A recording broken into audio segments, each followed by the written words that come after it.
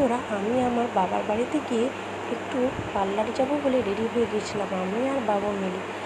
রাস্তায় উঠে আমি টোটোর জন্য অপেক্ষা করতে শুরু করলাম। এদিকে দেখছি টোটো আসছে না। আমি রাস্তায় অনেকক্ষণ ধরে তাকিয়ে রইলাম।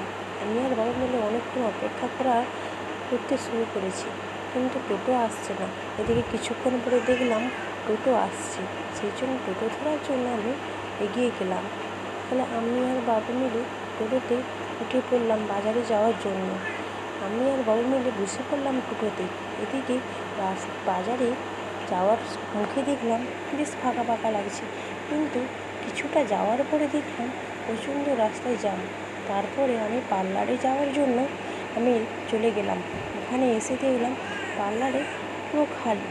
এদিকে সিঁড়ি দিয়ে আমি উঠে পড়লাম পার্লারের দিকে। উঠে দেখলাম পার্লারে কেউ নেই, সেই জন্য আমার খুব একটা দেরিও হয়নি পার্লারের কাজ মেটাতে। চলে গেলাম পার্লারের ভিতরে। এদিকে বাবুকে দাঁড় করিয়ে আমি পার্লারের মধ্যে ঢুকে পড়লাম। বাবু এদিকে দাঁড়িয়ে জুতো খুলছে আর আমিও পার্লারে ঢুকে পড়লাম কাজ করার জন্য। এদিকে তারপরে পার্লারের কাজ মেটানো হয়ে গেছে। পার্লারের কাজ হওয়ার পরে আমি বাইরে বেরিয়ে আমি আর বাবা মিলে চলে গেলাম ফুচকা দোকানের কাছে। সেখানে গিয়ে একটু ফুচকা খেয়ে তারপরে বাড়ি চলে এলাম। এসে বাবু আমাকে চিপস খাইয়ে দিচ্ছে।